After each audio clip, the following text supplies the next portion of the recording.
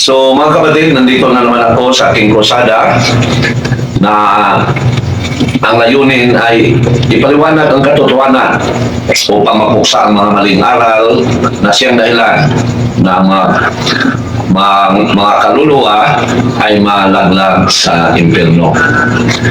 Kasi isa lang ang tunay na iglesia, no? Isa lang ang tunay o ang itinayo ng Panginoon Sus.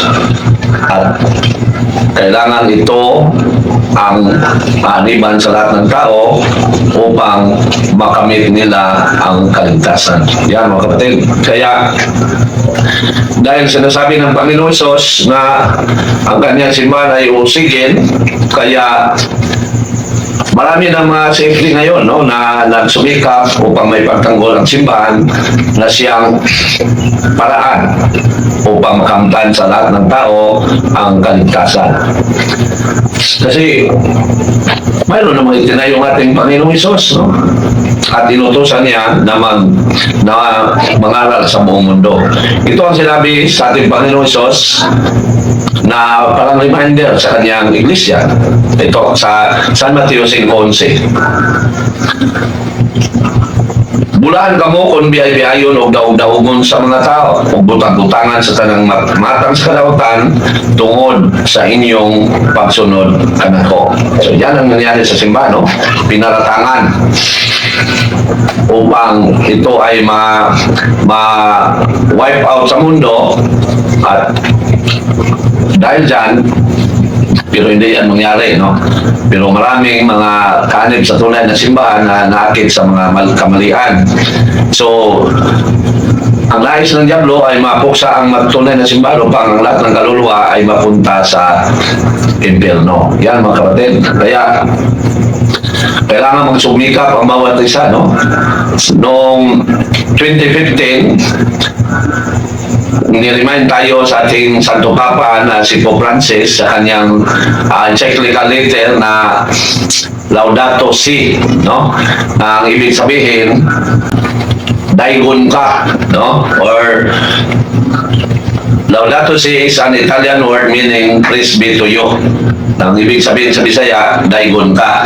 So sa sulat na yan, niremind tayo bilang steward, no? Sa kanya, sa ipinangaral ng simbahan. Dahil sa sinasabi ni Pope Francis, ay kailangan ipagtanggol din natin ang simbahan kasi we are all stewards of God, being a true Christian. Kaya, dahil inuusig ang simbahan ngayon sa buong mundo, kailangan tayong magsumikap, no? Kailangan gisingin natin ang ating pagiging steward at ating i-exercise yung mga bagay na kailangan matulungan ng simbahan.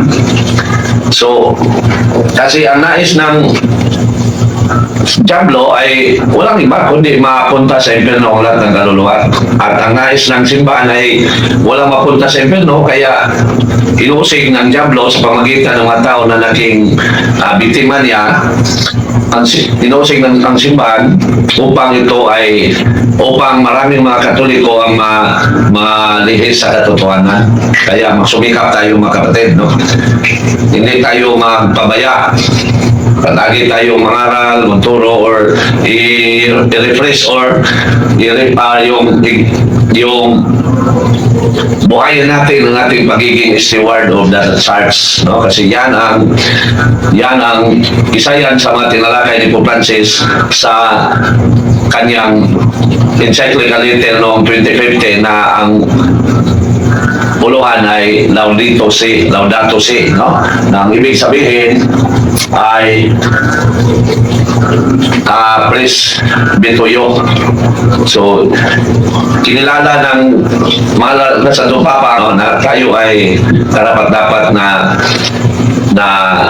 i-praise.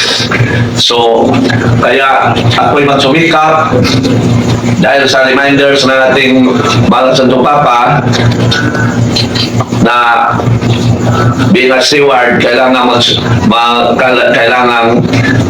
tayo ay kumilos, no? Kumilos upang may pagtanggol natin ang simbahan, no? Maproteksyonan o maprotektahan natin ang ating mga kapatid na mga uyang pa, no? Yung mga mahihina pa ang paniniwala o pananampalataya kasi magsamba lang tuwing may lindol at may bagyo. Pero ang aking topic ngayon mga kapatid ay patuloy ko yung ipinangaral ng Baptist na sinasabi nila na ang baptism ay hindi kinakailangan sa kaligtasan. Grabe, no? Napaka sama ang founder ng Baptist kasi imagine, ipinangaral nila na hindi kailangan ng baptism sa kaligtasan. At yan ay very satanic. Grabe, no? Grabe na pagka-satanic ng baptism. Imagine, baptism na siyang gumawa sa tao na maging tao muli o maging anak ng Diyos, hindi kailangan. Kasi mga kapatid, tuwing tayo ay mabautismoan, tayo ay kinilala na ng Diyos ng kanyang anak. At basahin ha. So dito sa Juan 1:11, sinabi rito na mayroong naniniwala sa ating Panginoon Sos at siyempre nagpabautismo at sila kinilala bilang mga anak ng Diyos. So sa pamagitan ng bautismo, ang tao ay naging anak na ng Diyos.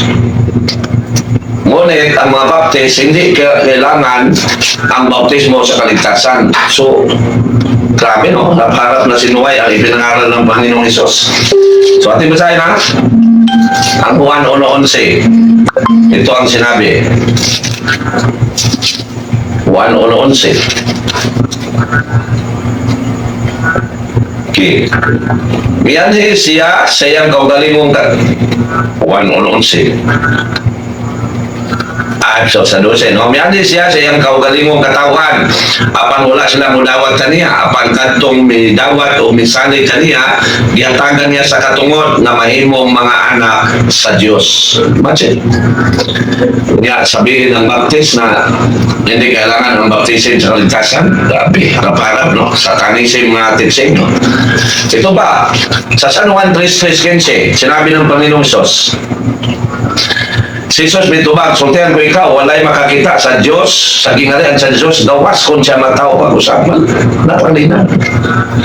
Na walang makakita sa Diyos, maliban kung siya ay maging taong muli. At ano ba ang ibig sabihin na nang maging taong muli? At ay patuloy.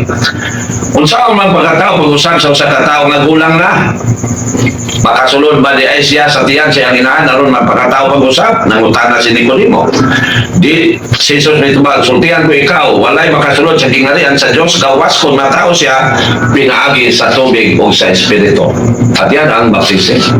So nilinaw ng Panginoong Hesus na kailangan ang baptism kasi walang makakapasok sa kaharian ng Diyos na walang baptism o hindi naging taong muli sa pamagitan ng baptism. So, pero pinangaral ng Baptist na hindi kailangan ng baptism. Grabe, no?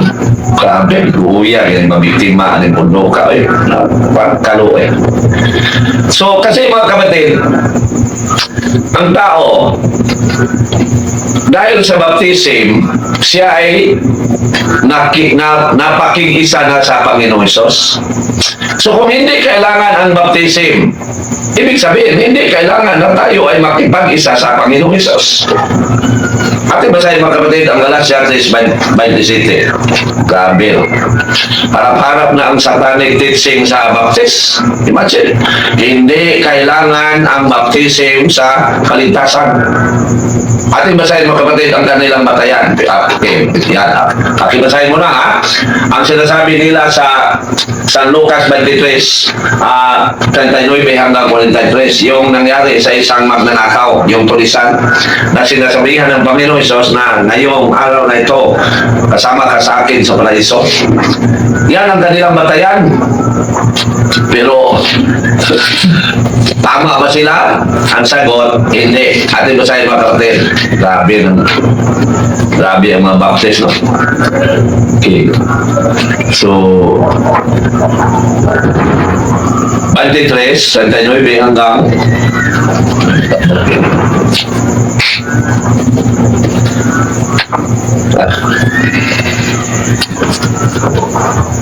hanggang 43, ito ang sinabi. Unya usa ka kriminal nga nagbitay dito, BIBI kaniya.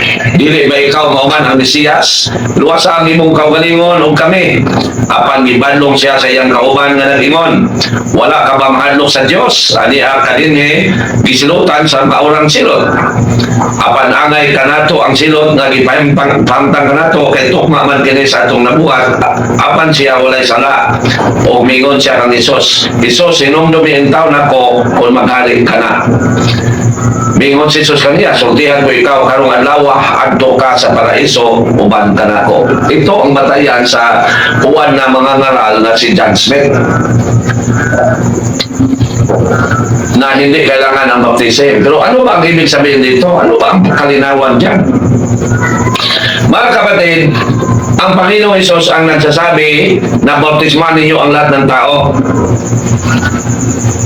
At ang kinausap ng isang kriminal ay ang Panginoong Hesus. Kaya, para na siyang nabautismuhan. Kasi ang Panginoong Hesus ang kinausap niya. Pero ito pa, na ang Panginoong Hesus ay ipinako sa cross, hindi pa niya inutosan ng mga apostoles na bautismuhan ninyo ang lahat ng tao sa ngalan ng Ama, ng Anak at ng Espiritu Santo. Doon na yan sinasabi ng Panginoon Hesus nang siya ay nabuhay muli. Now, ating basahin mga kapatid ha. At San Mateo 28:19. Ito ang sinabi. Tungod din sa inyong papanglakaw, himuang ako nga tinunan ang tanang katawan sa tibuok kalibutan. Bunyagi sila sa ngalan samahan sa Anak o sa Espiritu Santo. So, sinasabi ng Panginoong Hesus nang siya ay nabuhay na muli. Yung ipinako siya, hindi pa sinasabi ng Panginoong Hesus. Dahil dyan, yung magnanakaw o tulisan ay sinabihan ng Panginoong Hesus ngayon kasama ka sa akin. So, ang Panginoon Hesus ang nagsabi. So, parang nabautismuhan na siya. At yan mga kapatid ang tinatawag sa simbahan na baptism of desire or baptism of blood.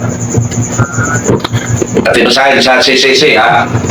Sa ang baptism of blood mga kapatid, yan ang nangyari sa isang tulisan na siya ay nabautismuhan sa pamagitan ng kanyang pagpakamatay sa cross. At tinusahin sa CCC ha, upang makita, upang mayroon tayong batayan, no? Yung baptism of blood. Ito, paragraph, CCC paragraph 1228. Ito ang sinabi. The church has always held a firm conviction that those who suffer death for the sake of the faith without having received baptism are baptized by their death for and with Christ. Yan, ito ang nangyari sa tulisan na natanggap niya ang baptism through baptism of blood. Kasi siya ipinako sa krus at napakamatay. Ngunit, dahil ang pag-intindi sa mga sikta ay siya ay tulisan, hindi niya nais na mag-Christian tuwing hindi pa siya ipinako sa cross. Pero mga kapatid, ang Panginoong Diyos ay maawain. Nakita ng Diyos na ang isang tulisan ay nais niyang maging kasama, or nais niyang makapasok sa kaharian ng Diyos sa pamagitan niyang hinumdumi taon ako o maghari ka na. Kaya, siya, ang Panginoong Hesus ang nakarinig sa kanyang sinasabi. So, automatic siya makapasok sa kaharian ng Diyos. Kasi, ang Diyos ay stricto at maawain. At ibisahin mga kapatid, ang Roma 11:22. Makita nato din ang pagkamaluloyon o pagka-stricto sa Diyos. Stricto siya ni atong nangapukan. Apan maluloyon kanimo kung magpabilin ka sa iyang kaluoy. Kay kung dili, putlon kausap. So, ipinayag ng Panginoon Hesus ang kanyang pagiging maawain bilang Diyos doon sa isang kriminal na kahit siya ay hindi pa nakatanggap ng literal baptism, Sinabihan na siya ng Panginoon Jesus na ngayong araw na ito, kasama ka sa akin.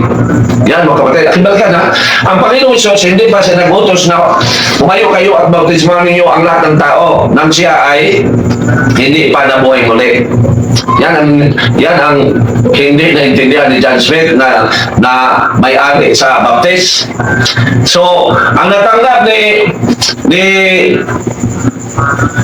Dimas, kung hindi ko nagkamali, Dimas ay yung baptism of blood. Aking balikan ha. Yan ang kaya kailangan magbasa tayo sa CCC, no? The church has always held the firm conviction that those who suffer death for the sake of the faith without having received baptism are baptized by their death for and with Christ. This baptism of blood, like the desire for baptism, kasi mayroon din baptism of desire, brings about the fruits of baptism, without being a sacrament. So, ang bunga sa baptism ay matanggap sa isang tao kung siya ay pinatay at dahil sa pananampalataya. Kahit wala siyang literal na sakramento na nadawat o hindi siya literal na binautismuhan. Yan, mga kapatid. So, parang nabautismuhan na rin din siya. So, mali ang mga baptist, no? Mali. Paano? Wala. Kasi fake ang kanilang founder, no? So, yan ang natanggap ng isang tulisan, baptism of blood. Okay. So, mali ang pag-intindi sa mga baptist, no? So, kawawa ang mga nabiktima ni John Smith, no? Ito si John Smith. Mayroon islo, actually, no? Sayatan, kuwan. So, okay. So, okay. So, kasi, kung tanggapin natin ang mga sinasabi ng Baptist, parang walang kwenta ang mga ipinangaral ng Panginoong Isos. At sino ba sila na ating paniniwalaan kumpara sa ating mahal na Panginoong Isos? So, ang Panginoong Isos ay Diyos na nagkataong tao. Nangaral paano tayo mailigtas sa pagiging makasalanan at paano tayo mailigtas yung makakapasok sa kaharian ng Diyos. So, ang baptism, mga kapatid, ay kaligtasan na ng isang tao sa kanyang pagiging makasalanan. Kasi through baptism, malinis na tayo sa ating pagiging makasalanan. At ibasahin, mga kapatid, ang gawa 22:16. So, grabe ang grabe ng mga Baptist. 22:16. Ito ang sinabi. 22:16. Okay. Busa pagpabunyag na ron mahugasan ka sa ibong mga sala pinagi sa pagsangpit sa iyang ngalan.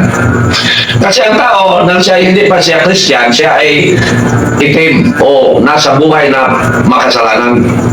At kailangan niyang malinisan. At ito'y malinisan sa pamagitan ng baptism. At dahil din sa baptism, dahil tayo ay nalilinis na sa ating pagiging makasalanan, tayo ay napakig-isa na sa ating Panginoong Isos. Yung binasa natin kanina sa Galatia 3:27. So, importante kayo ang baptism. Kasi hindi makakapasok sa kaharian ng Diyos ang walang baptism. So, yan, no? So, mali ang sinasabi ng mga Baptist. Grabe, satanic tayo, no? Grabe, kasatanic ng Baptist. Bakit? Hindi na kailangan ang bautismo. Nga, ang Panginoon Isus ang nagsabi na umayo kayo sa buong mundo, bautismuhan ninyo ang lahat ng tao. Ingnon lang sa Baptist nga, dili kinahanglan ang bunyag. Sunuoy kayo na kawawa ang mabiktima sa Baptist. Kawawa. Ito ba, no? So, okay. So, sinasabi, ipinangaral din ng mga Baptist na sa pamagitan ng kanilang grupo, makamtan ng tao ang kaligtasan. Grabe, no? Sabi yun ang panuway ng panahon, ano? Grabe siya. So, ang ipinangaral ng Baptist na makamtan ng kaligtasan sa pamagitan ng kanilang grupo. Bakit? Sila ba ang itinayo ng Panginoon Diyos? So, mga kapatid,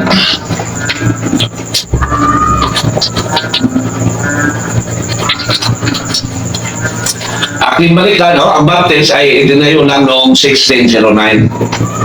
Si John Smith, isinilang siya 1570 at siya namatay 1622. Imagine, 1,570 years ang nakalipas from the time of our Lord Jesus. Maniwala tayo sa Kanya.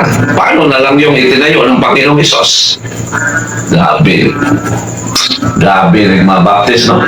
So, at dumami sila ngayon, no? Yung mga sikta na umusig sa tunay na simbahan. Kaya, sinasabi ng Panginoong Hesus na mas marami ang maimpyerno kaysa mga kasunod sa langit. At ibig mga kapatid, ang San Mateo City, 13 hanggang 14. At alam naman natin, batay sa pinangaral ng Panginoong Hesus, na kung maimpyerno tayo, magdusa tayo ng walang hanggan. Grabe, grabe sakita ang dangatan sa mga maimpyerno. Kaya, ipagdasal natin ang mga Katoliko na nabiktima ng mga ngaral. At insay na, sa Mateo City, 14, 13 hanggang 14. Okay. City. Okay. Apan walay misulti sa dayan. I'm sorry, sa pawan man eh. Sa Mateo City, 14:15. 13:14, rather, no? Ito ang sinabi. Sa inyong pagpangita sa dalan sa kinabuhi, sulod kamo sa sigpit nga ganghaan. Kaya ang lapad nga ganghaan ug ang sayon nga dalan paingon man sa kalaglagan. Ito na.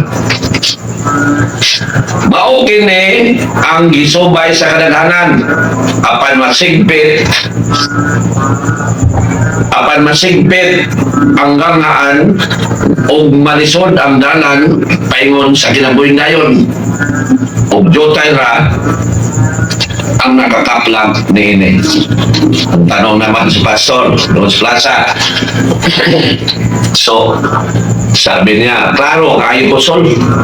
Na kami na, kay kamo mga Katoliko, daghan mo kayo. Sumo nang daghan mo mga impyerno. Wala mo sa correct, no? Huwag din nato usayon. So, akong di pumunta na. So, Aaron, kay ikumpara ka sa ano to siya? So, sa Manisa, karon ikumpara ka sa Bunagin, mo pamalit pagsugod, gamay ram na. So, sila na po'y maluwas, dili na po mo. Unya, magsige man mo pagdali sa mga Katoliko, unya ang daghang Katoliko, katungas Katoliko mo balin sa inyo. So, kamo na po'y dagan, kami na po'y gamay. Kami na po'y malangit. Kung ang imo ang pangunahuna atong sundon.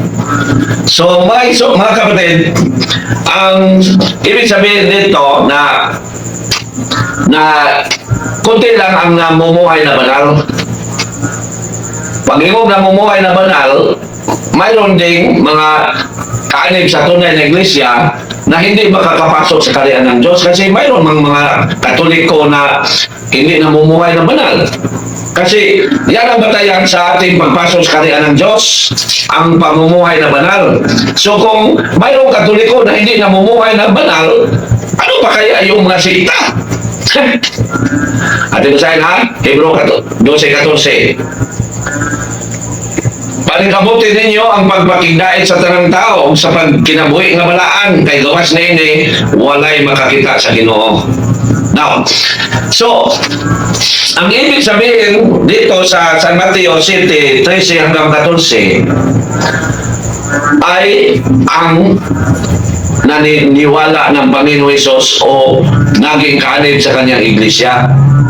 Konti lang tao mga kapatid. Pero paano maging konti? Konti lang mga kapatid ang Christian, tunay na Christian, ikumpara sa mga hindi kaanib sa simbahan na itinayo ng Panginoon Hesus o ikumpara sa hindi tunay na Christian at saka hindi Christian. Ilang populasyon ngayon sa buong mundo? More than 8 billion. Ilang Katoliko lang? 1.4 billion. Ibig sabihin, 6.6 ang hindi kaanib sa tunay na iglesia. At sila ang ibig sabihin dito na doon dumaan sa daan na luwag. Ano ba yung luwag? Ibig sabihin, easy lang ang kanilang buhay. Wala silang iniisip na mga bagay na iwasan. Wala silang iniisip na mga bagay na dapat gawin upang makapasok sa kaharian ng Diyos. Yan. So, yan ang ibig sabihin dito na konti lang ang makakapasok kasi ang mga Katoliko is only 1.4. Whereas ang mga non-Catholics and also mga pagans, ito pang hindi ko lang pangalanan, marami sila ngayon. So, yan ang ibig sabihin dito na ito ang sinabi, no? Sa inyong pagpangita sa dalan sa kinabuhi, sulod kamo sa sigpit nga gangaan kay ang dalan pa nga kay lapad ang gangaan o ang sayon nga dalan paingon man sa kalaglagan. So muna mga igsoon kay kung magkatuliko kada kan magkabantayan nga dili ang himuon or kailangan kang mamuhay na banal. So, konti lang, no, ang makakapasok sa kaharian ng Diyos. Kasi marami man tayo mga kapatid sa Katoliko na hindi na namumuhay na ayon sa kalooban ng Diyos o sa pinangaral ng simbahan. Kaya, malinaw na ang ibig sabihin sa sinasabi ng Panginoong Hesus na marami ang maimpierno, malinaw na ito ay patungkol sa mga hindi naging Katoliko, hindi naging tunay na Kristiyan. Yan mga kapatid. Kasi kung ang kanilang pag-intindi ang ating tanggapin, bakit patuloy silang nangdani sa mga Katoliko upang lumipat sa kanila? Kung lahat ng Katoliko lumipat, impas na po sila sa impyerno, kahit daghan na po sila. So, mali ang kanilang lances, no? Lances, limbong, no? Okay. So, ang sinasabi ng mga Baptist na sa pamagitan ng kanilang reliyon, maliligtas ang tao, yan ay panlilinlang lang ng dyablo. So, hindi tayo maniniwala niyan, no? So, kasi ang tao ay maliligtas lang kung siya ay magpabautismo sa itinayo ng Panginoong Hesus. Kasi ang simbahan lang na itinayo ng Panginoong Hesus ang may kapangyarihan na magbautismo ng tao. Wala nang iba. So, at saka, ang itinayo ng tao ay walang kwenta. Ipinahayag na rin yan ng ating Panginoong Hesus o sa ating Panginoong Diyos sa pamagitan sa Salmo awit 127:1. So, ating basahin din, no? Kahit palagi natin itong binibigkas, no? Ito ang sinasabi. Gawas ko ng Ginoo mo'y magtukod sa balay, kawang lamang ang kaago ni atong nagtukod ni ini. So, maliban kung ang Diyos ang nagtayo sa bahay, walang kabulan o walang kwenta ang nagtayo dito. Ang tanong na naman, ano ba ang ibig sabihin sa bahay, sa sinasabing bahay dito sa awit, 127:1?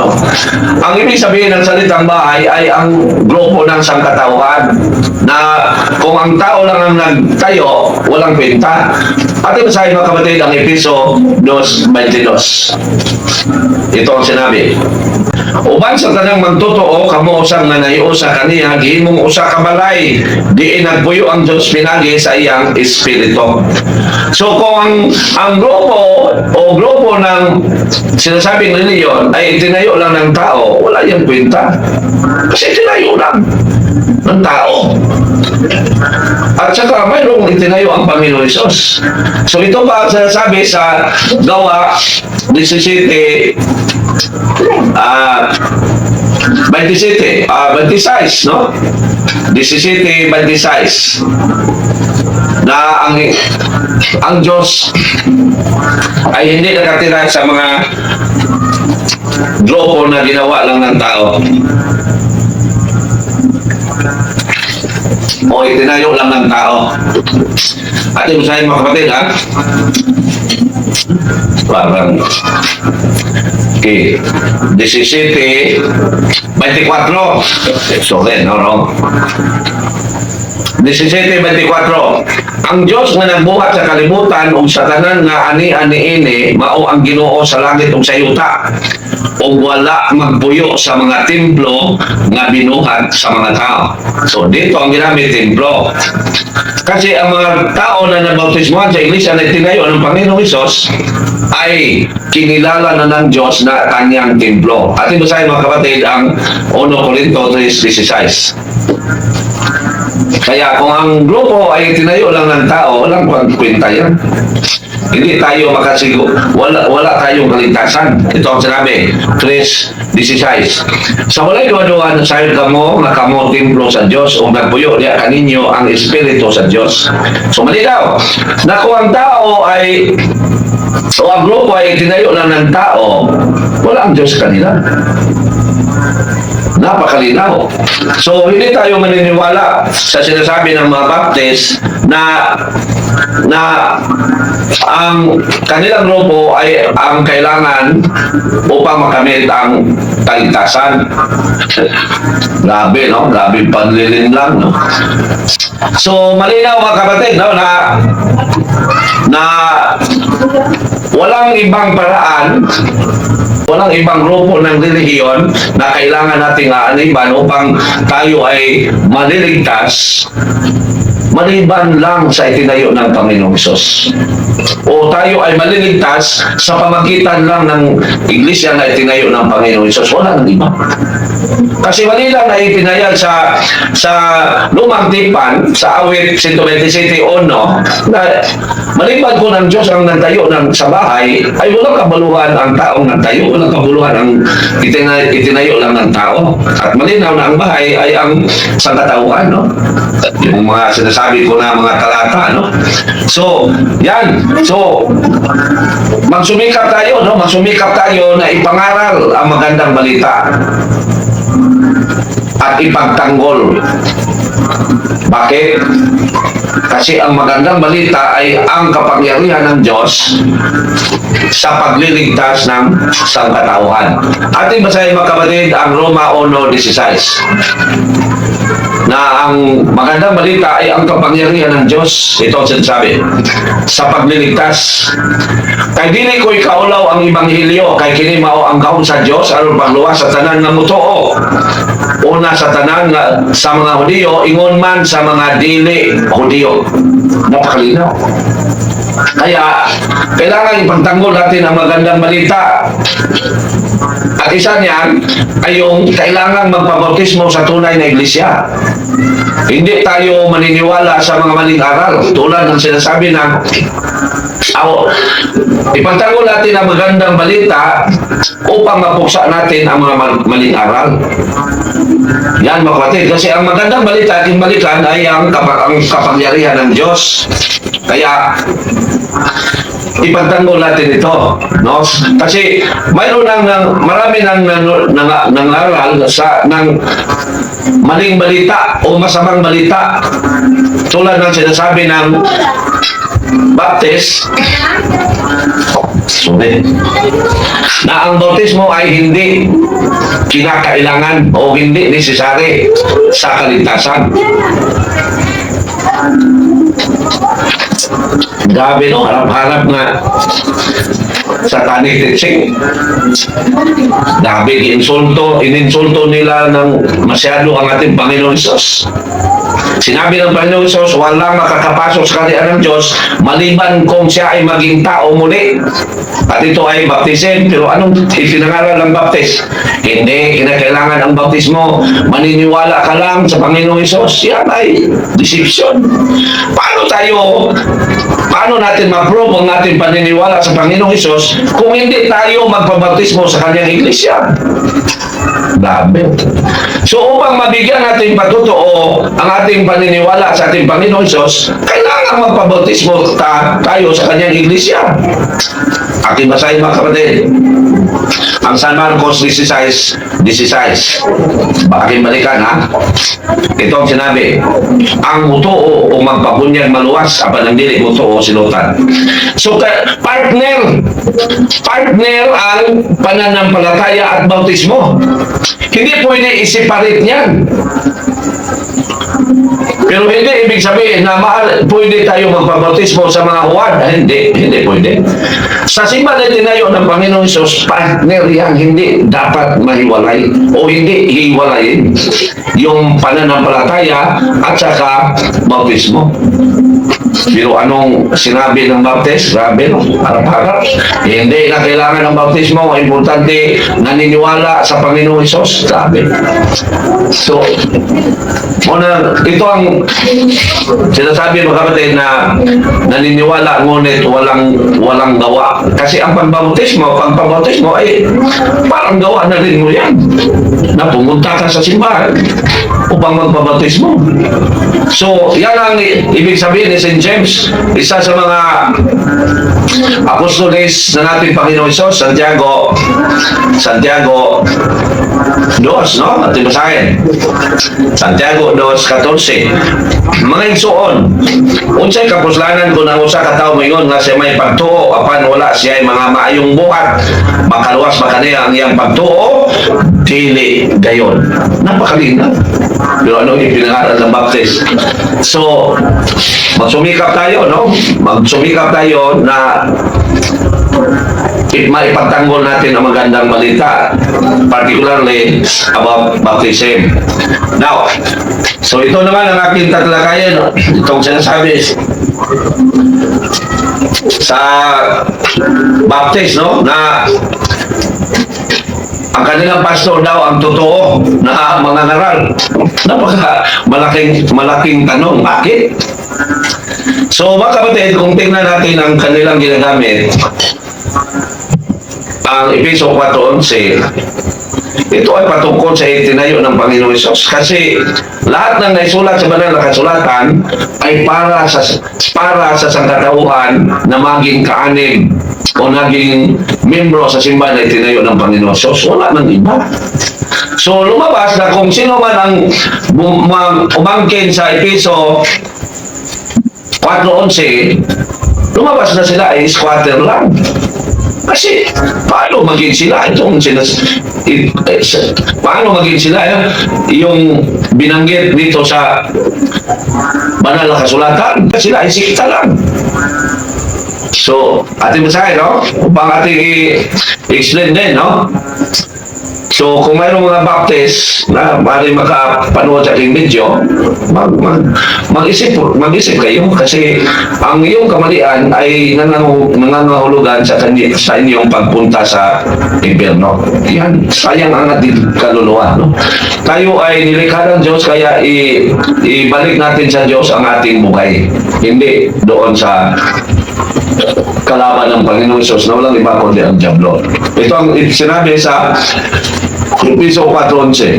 Ang mga gasan niya mao nga ang uban iyang gihimo mga apostoles, ang uban mga propeta, ang uban mga ebangelista, ug ang uban mga pastor ug mga magtutudlo. Ang mga gasa, so saan yan makikita? O sino ang ibig sabihin sa mga gasang yan? O para sa mga para sa sinong lingkod ng Diyos ang mga gasan yan? Mga kapatid, ang mga dasa na tinakay dito ay para sa mga pare. Maraming mga pare at iba't iba ang kanilang mga tungkulin sa simbahan. O iba't iba ang kanilang mga papel, no? Tungkulin o role, no? So, ang iba, mga apostoles. Ang ibig sabihin dito, mga kapatid, yung ipinadala na mga aral. Tulad ng mga misyonaryo. They are part sa sinasabi mga apostoles kasi tumayo sila kahit saan bansa upang ipangaral ang magandang balita patungkol sa kaligtasan. Yung mga propeta, yung mga pare na mayroong mga vision, pero ang ibig ito ay patungkol din sa mga propeta na convert into Christian. Maaari din ito ang ibig sabihin dito, no? Yan ang ibig sabihin dito. Kasi mayroong mga propeta sa simbahan na tinayo ng Panginoong Hesus na na-convert into Christian, no? Converted, no? Ito ang ating basahin ng Gawa 15:32. Kung hindi ko na limot, no?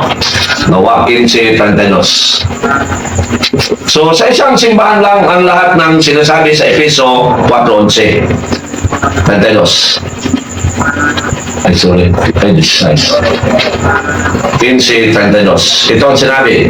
Si Judas o si Silas nga mga propeta mihatag og taas nga pakigpulong ngadto sa mga kaigsunan og nakapadasig og nakapalig-on kanila. So yan. So sa isang simbahan lang, no? Hindi sa iba. Ito ba ating balikan, no? Ang Efeso 4:11. Ang uban mga ebanghelista, tulad din ng tulad ng San Mateo, yung mga writer sa Ebanghelyo, ay yung mga nangaral din, no? Nangaral sa itinuturo ng Panginoong Hesus. Part din sila sa sinasabi ng ebanghelista. Kasi umayo din sila sa ibang bansa. Ang uman, mga pastor. At sino ba ang ibig sabihin dito? Ang ibig sabihin dito, mga kapatid, yung mga kora paroko. Ang lahat ng mga pare, they are all pastors. Ngunit, ang titulo ng pastor ay ibinigay ito sa simbahan doon sa mga pares press. Kasi ang salitang pastor ay Spanish word. Nang ibig sa English ay shepherd, sa Binisaya, magbalantay. At sino ba ang mga magbalantay sa katawan sa Diyos? Wala iba kundi ang mga pare. Ating basahin, mga kapatid, ang pahayag 5:10. Dito malinaw na maintindihan na ang mga pare ay mga pastor. Ating basahin, 5:10. Gihimo mo silang gingharian sa mga pare aron mag-alagad sa atong Diyos o maghari sila sa kalibutan. So, patungkol sa faith and moral, ang mga pare ang maghari sa buong mundo. At dahil dyan, sila ang nagbabantay sa katawan ng Diyos. In other words, sa Spanish term, pastor. So, hindi sa mga sikta. Ito pa, ang uban, mga magtutudlo. At saan naman natin yan makikita yung mga sinasabi na mga ngaral. Sila yung mga... Sorry.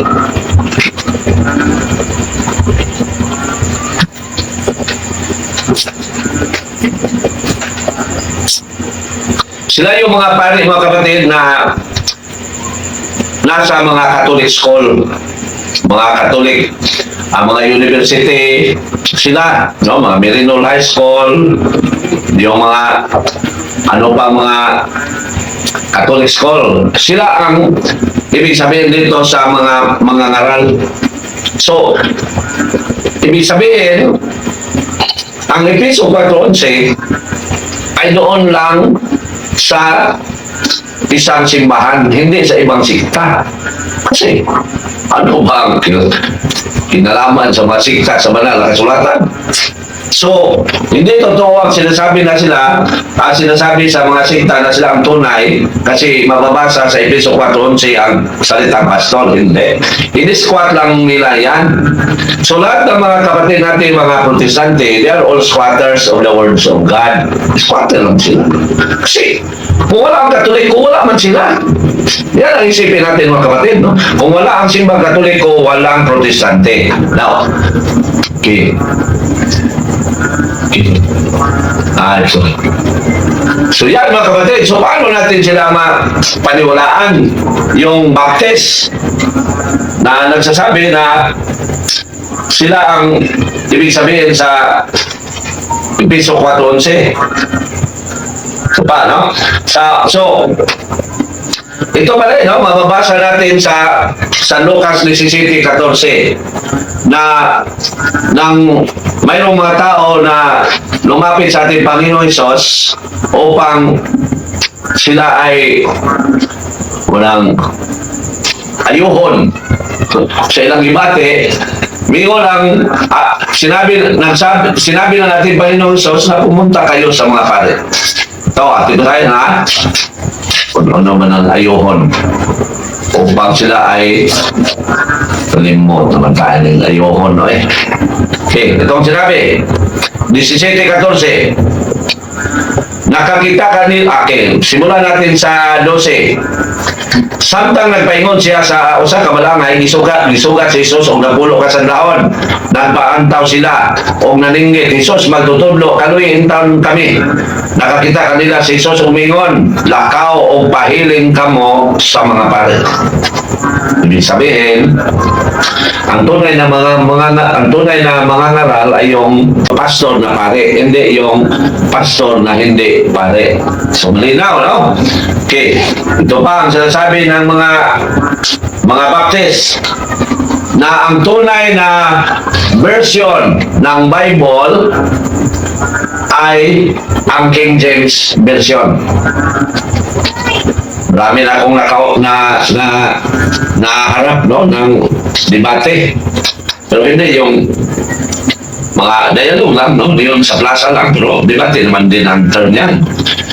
Ang King James Version, kagabi, tinalakay ko na yan, no? Dahil sa tanong. So dahil ito ay isa sa mga ipinangaral ng mga Baptist na dapat ko rin tatalakayin ngayon, kaya ito ay aking balikan. So ang King James Version, para sa mga hindi pa masyadong nakaalam, ay translation na gawa sa Church of England. Ang Church of England ay itinayo ng isang tao na si King Henry VIII noong 1536. Si King Henry VIII ay isang Katoliko, ngunit nais niyang makipaghiwalay sa kanyang asawa kasi nais niyang mag-asawa ng iba. Ngunit ang Santo Papa sa panahon iyon ay hindi pumayag kasi hindi man yan aral ng Panginoong Hesus. Ang aral ng Panginoong Hesus ay hanggang sa kamatayan walang makapaghiwalay sa mag-asawa. At ating basahin mga kapatid ang sa Mateo 19:6. Basahin ha? Ito ang sinabi. Busa dili na sila duha, kung dili usa lamang. Tungod nini kinahanglan nga dili bulagon sa tao ang gihiusa sa Dios. Dahil dyan mga kapatid, hindi pumayag ang Santo Papa sa hinihingi ng hari sa England. At dahil dyan, umalis siya at nagtayo siya ng grupo na pinangalanan niyang Anglican Church. At idineklara niya na ito ang official nating simbahan dito sa England. Nang siya'y namatay, umalilis kanya ang kanyang anak na si James. At dahil hari si King Henry, kaya naging hari rin si James. At siya ay tinatawag na King James. At dahil sa Church of England, sa kanilang batas, kung sino man ang presidente, ay automatic na siya rin ang leader sa kanilang group of religion or sikta. At dahil dyan, si King James ay naging Pangulo sa Church of England. At dahil siya ay Pangulo, inuutos niya na magsalin sila ng English version mula sa Latin Vulgate. Mayroon silang Latin Vulgate kasi si Martin Luther na naging protestante, mayroon na siyang Latin Vulgate nang umalis siya sa simbahan. At dahil inuutos ni King James na magsalin sila, dahil si King James ang nag-utos, kaya yung naisalin na ang English version ay tinatawag itong King James. Yan mga kapatid. Pero bago sila nakasalin from the Latin Vulgate ng English translation, mayroon nang nagawa na English version ang ating simbahan noong 1582. At ito'y ginawa doon sa France, sa Douai. Kaya Douai at saka Reims, mga siyudad sa France, kaya tinatawag ito na Douai Reims version, first English version sa Catholic Church. At ito'y natapos noong 1609. Whereas ang King James version ay natapos noong 1611. Pero mga kapatid, paano maging tunay ang King James version na sinasabi sa Baptist na ito ang tunay kasi 66 books? Walang alam na mga Baptist, no? Di na sila makatubang o mga debate, lalo na kung patungkol sa King James version. Kasi ang original na King James version is 73 books. 73 books. At dahil maraming mga ipinangaral ng protestante na naisulat sa banal na kasulatan, kaya noong 1827, tinanggal nila ang 7 books. Noon sila sumunod sa ginawa ni Bin Joseph Akiba na nakilala bilang Rabbi Akiba, na tinanggal niya ang Deuterocanon doon sa Septuagint version. Si Rabbi Akiba, kibalikan, hindi siya Christian. At siya ay Jewish leader na naging suwail din sa Judaism religion. Kasi ang original sa Old Testament ay intact na hindi pa siya isinilang. At ito ay 46 books na tinatawag na Septuagint version. Now, nang naging leader si Rabbi Akiba, mayroon siyang 4 na batayan. Kagabi, tinalakay ko na yan, no? At para sa kanya, hindi pumasa ang Deuterocanon, kaya tinanggal niya. At dahil dyan, ang kinilala na Holy Book, Holy Scripture sa mga Leo is only 39 books. At iyan ang sinunod sa mga protestante. Kaya noong 1827, tinanggal din nila ang 7 books na tinatawag na Deuterocanon. So paano tayo makapaniwala sa kanila na ang King James version ay tunay, na iyan ay galing sa Latin Vulgate? More or less 1,000 years ang nakalipas bago pa naisali ng English. Ibig sabihin, intact na ang buong kasulatan.